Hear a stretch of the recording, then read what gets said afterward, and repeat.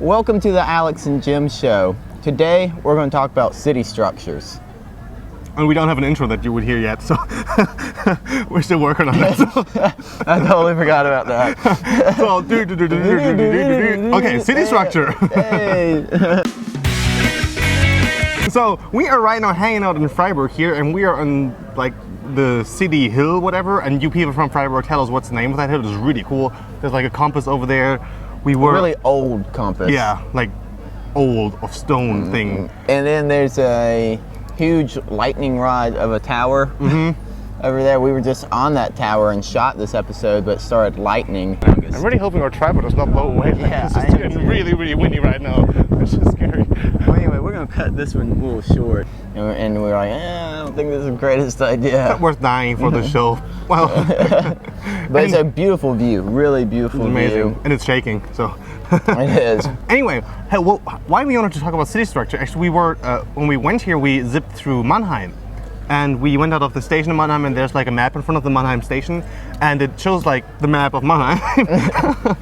Yes, it does. It really does. The map of Mannheim shows the map of Mannheim. Anyway, and like it shows that the cities, the streets in Mannheim are like structured like in rectangles, like really organized, which you don't see very often in European cities or in German cities. And they even have a slogan. It's like "Life in the Squares" or "Living in the Squares," something like that. Yeah, I can't remember what it was, but it's similar to a U.S. city. It's structured, organized by a system. Right, which is different than Europe. Because it's easier to orientate, actually. If you've ever been to Europe and you haven't gotten lost, you haven't been to Europe. I don't know what you've been doing, but seriously, I mean, you get confused and turned around. Because one thing about U.S. cities is, you know, if you know north, south, east, and west, you can always just go one direction and, you know, like basically approach the point you're heading. Right. And you know, it's all like divided into different blocks. Like they go like going down like 5 blocks or something.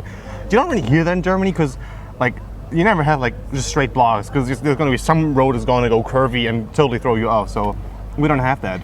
Now, and I think one reason for that is because Europe is so much older. Because like cities really evolved as the population grew, whereas in the U.S. it's almost like cities were more planned, you know, because it's just, you know, happened later too. Yeah, it happened much later. Like, you know, we were talking earlier, and I need this to be checked, but I think Arizona was the 48th state to join the union, and it's hot there. It's hot there, but I want to say it happened like in 1912, 1914, like in the 20th century, where it was added, and then afterwards we got Alaska and Hawaii. Right. But so the importance of like being close to a river for like it is in almost every like European city is not given anymore because there are different ways of transportation. Whereas like older cities like in Europe that were founded like 2,000 years ago, they needed a river. They're always by a river. Right, and actually I love cities like cities without river in Europe. It's like they're lacking something. It's like it's just like an orientation, and it's really just a place you can hang out and go.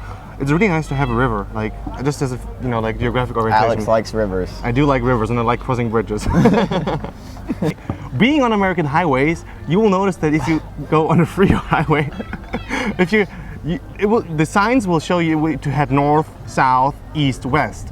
Whereas in Germany, it will show you city names. Like you won't see on a German Autobahn sign like north or south. That just doesn't happen. And I think, also like U.S. cars, most cars have compasses in them. Right, and most Americans always know where like north, south, east, west is.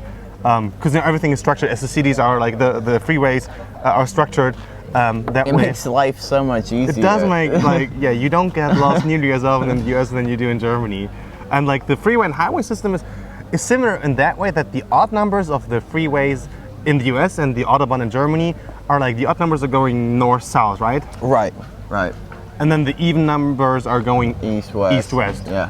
I mean, we even got lost going back to Alex's hometown one night because which was not my fault. Yes, it was.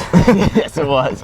Well, because we missed our road, and I don't even know how to explain how we got lost, but we really wound up in the middle of nowhere. In the woods. It's getting windy, and I think we're gonna get a storm again, so we have to move. Anyway, that was it about, cities and city structure from Freiburg. Beautiful place. Definitely come see it. See you soon. Y'all take it easy. Bye.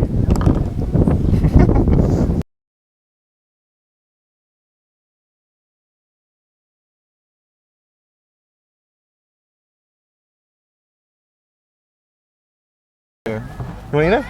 I don't really. I'm done. You don't like it? Oh yeah, no. You don't like it? Well, I'm not hungry really. Just eat it. Nah. I don't want to be the only one eating in the videos. Like I'm always eating.